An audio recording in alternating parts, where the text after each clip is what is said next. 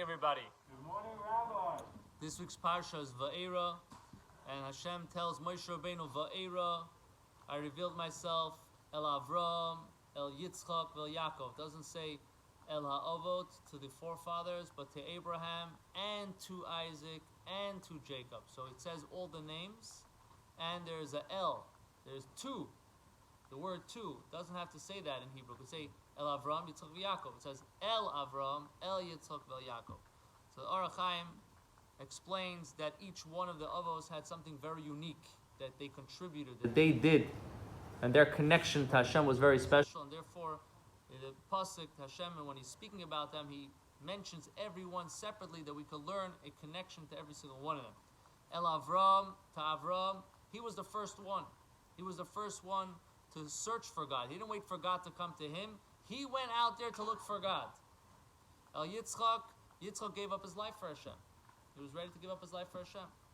El Yaakov, and Yaakov, that he was complete, that all his children, he dedicated himself to educate his children in a way that every single one of them was complete. There was nothing, going this way, going that way. There's a story that there was once a rabbi. They were looking at the town. They were looking for a rabbi, but the town were very, very simple people. They didn't learn, and most of them were kind of, doing their own thing. But they wanted a rabbi. They need to have a rabbi. So they were advertising, looking for a rabbi, and they wrote that their town is very unique because the Shach, one of the great commentaries in the Shulchan Aruch, is buried there, and a couple of great. They mentioned 3 great commentaries that they lived in that city, and they're buried in that city. The rabbi comes, he's impressed. This is like a very prestigious place to be a rabbi. 3 of the great luminaries in history are buried in this town. He comes to the town. He sees the guys don't know how to learn nothing. Who's he talking to? There's nobody to talk to. And this is not true.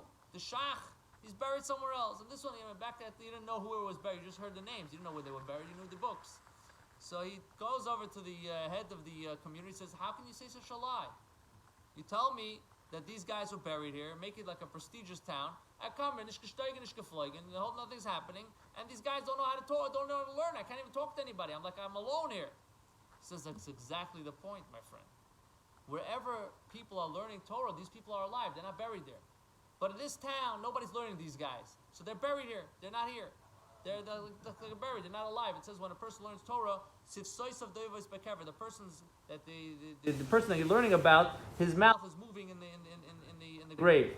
There is this idea that you're bringing it alive. So going back to this week's parsha, when Hashem is telling us Va'era, Avraham, Yitzchak, Yaakov, it's not just a storyline.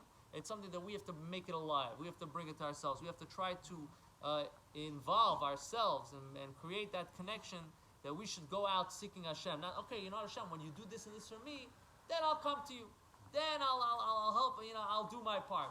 We have to be Avraham. We have to go out there and do our part first. We have to be Yitzchak. We have to do it in a way. We have to ready to sacrifice something for it. We have to do Yaakov. We have to do it in a complete way. With Hashem's help, everything will be alive, and we'll have all the blessings that will be zeicher to the coming of Mashiach Tzidkeinu Meherim Amen.